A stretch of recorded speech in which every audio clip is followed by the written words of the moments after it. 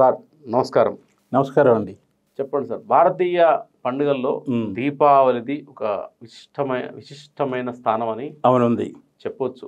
ఉంది. ఆ రోజు చాలామంది వారి ఇంటి ముందు దివ్వెల్ని వెలిగించి అవును, పండుగను నిర్వహించుకోవడం జరుగుతుంది. అవును, పిల్లల నుంచి పెద్దల వరకు టపాసులు కాలుస్తూ అవును, ఆనందాన్ని వ్యక్తం చేయడం జరుగుతుంది. అవును, పిండి వంటలు చేసుకోవడం అవును, ఆనవాయితీ. అవును. అయితే ముఖ్యంగా దీపావళి పండుగ ఎలా వచ్చింది, దీపావళికి సంబంధించిన అనేక కథలు ఉన్నాయి. అవును. దీపావళి కథలకు సంబంధించి అంశాలను మా ప్రేక్షకులకు వివరించండి. చాలా సంతోషం, చాలా మంచి విషయం అడిగారు. పండుగలు అన్నీ ప్రత్యేకమే మనకి, కానీ దీపావళి అందులో చాలా ప్రత్యేకమైనది. ఎందుకంటే దీని వెనుక ఎన్నో అంతరాలు ఉన్నాయి, ఆంతర్యాలు ఉన్నాయి. యుగ యుగాల చరిత్ర ఉంది ఈ దీపావళికి. వెలుగురేఖ జ్ఞానానికి ప్రతీక.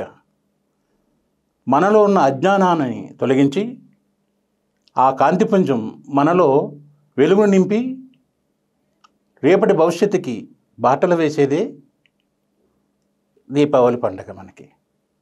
అయితే ఈ దీపావళి పండుగ వచ్చిందనగానే పెద్దవాళ్ళు పిల్లలు అయిపోతారు, పిల్లలు పెద్దవాళ్ళు అయిపోతారు. పిల్లలు పెద్దలు కలిసి చక్కగా దీపాలు వెలిగించి వాళ్ళ అవకాశాలను బట్టి ఎంతో ఘనంగా ఈ పండుగ నిర్వహించుకుంటారు. అయితే ఈ దీపావళి వెనుక చాలా చరిత్ర ఉంది, యుగ యుగాల చరిత్ర ఉంది. అది మీకు వివరిస్తాను. 7 రోజుల్లో మరణం తప్పదని తెలుసుకున్నటువంటి పరీక్షిత్ మహారాజు సుఖమహర్షి వారిని ఒక ప్రశ్న అడుగుతాడు.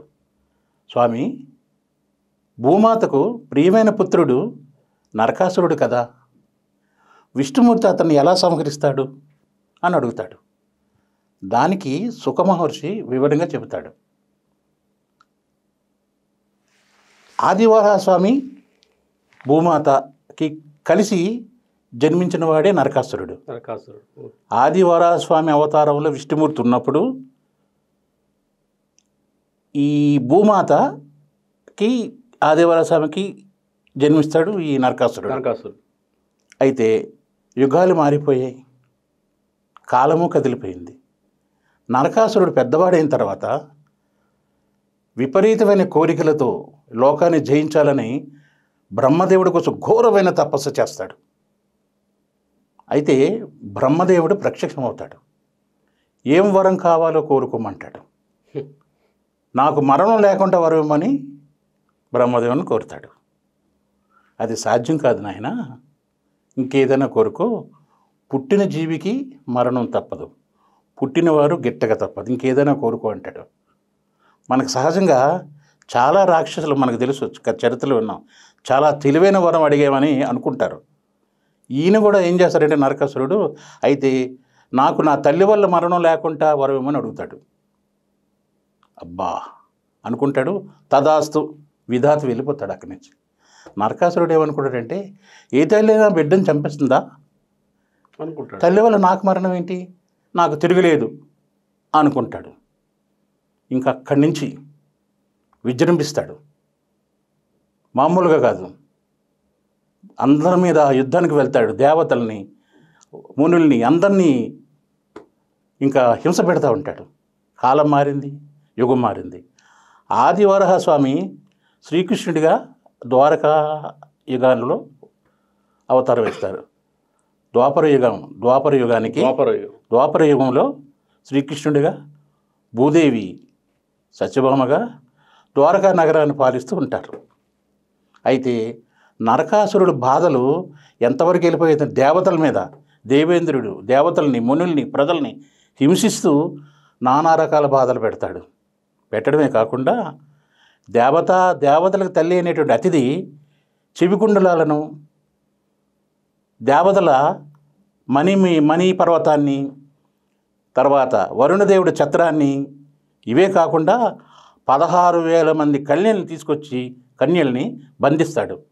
బంధించి శత్రు దుర్భేజ్ఞ పెద్ద నగరం నిర్మిస్తాడు. అంటే ఆ లోపలికి ఎవరు వెళ్ళలేరు అన్నమాట.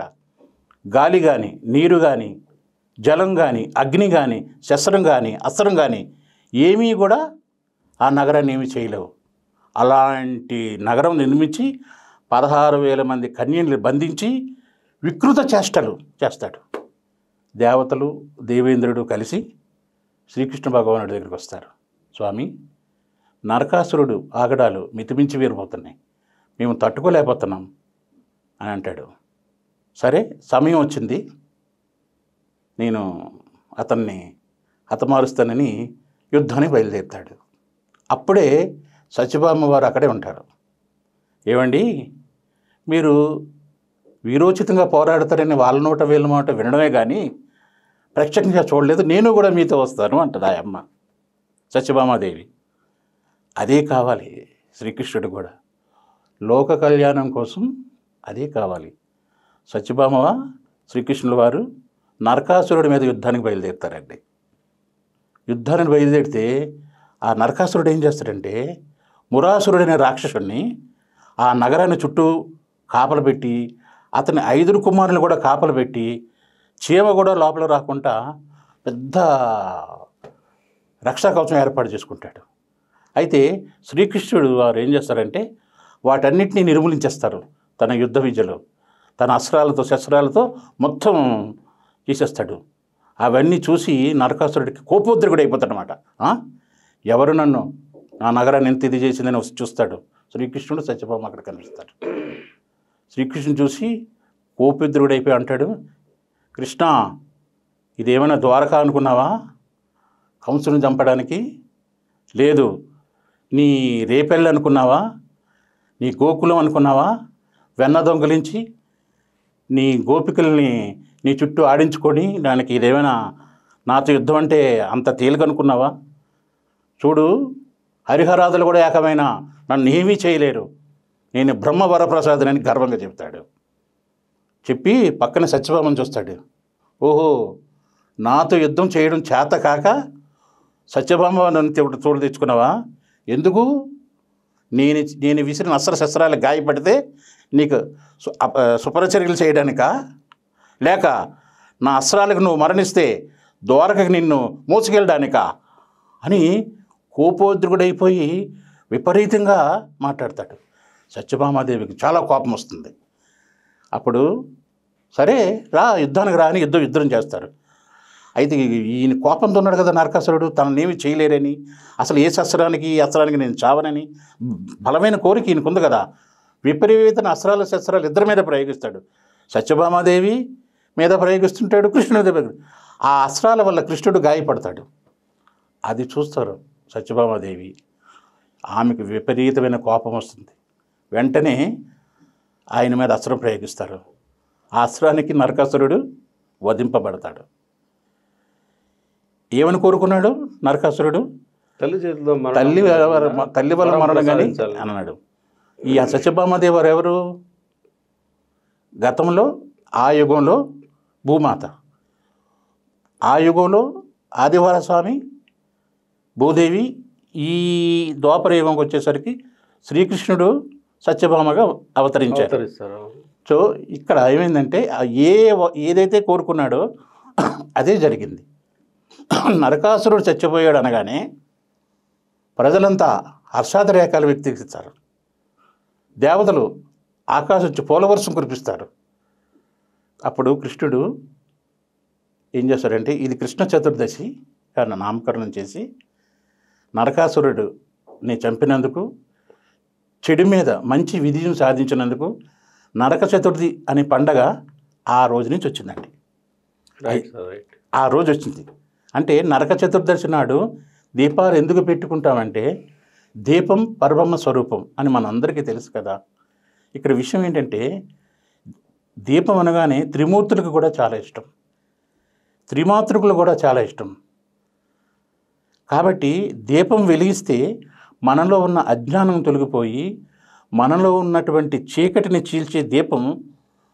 అందుకే మన పెద్దలు ఏం చేస్తారంటే, సాయం సంధ్య వేళ దీపం వెలిగించి దీపం పరబ్రహ్మ స్వరూపం అని నమస్కారం చేస్తుంటారు. అలా ఎందుకు చేస్తారు అంటే, దీపం వెలిగించడం వల్ల అనేక దీపాలు వెలిగించడం, దీపం వెలిగించడం వల్ల అనేక దీపాలు వెలిగించడం వల్ల. చూడండి, ఈ వెలుగులోకి దేవతలు దిగి వచ్చి మనల్ని ఆశీర్వదిస్తారండి. మన ఇంటి ముందుకు వచ్చి ఆశీర్వదిస్తారు. అందుకని దీపావళి పండగ అంత ప్రత్యేకమైనది, అంత విశిష్టమైనది. ఇప్పటి వరకు వేదుల సత్యనారాయణ గారు దీపావళి విశిష్టత, ప్రాశస్త్యం, దీపావళి గొప్పతనం, దీపావళి పండుగ ఎలా వచ్చింది అనే అంశం పైన అనేక కథలని మనకు వివరించడం జరిగింది. థ్యాంక్ యూ గురువు గారు. Thank you. దీపావళి పండుగ గురించి, దీపావళి పండుగ పుట్టు పూర్వోత్తరాల గురించి ప్రేక్షకులకు చాలా చక్కగా వివరించారు. ధన్యవాదాలు. సంతోషం అండి. మీ ప్రేక్షకులందరికీ దీపావళి శుభాకాంక్షలు.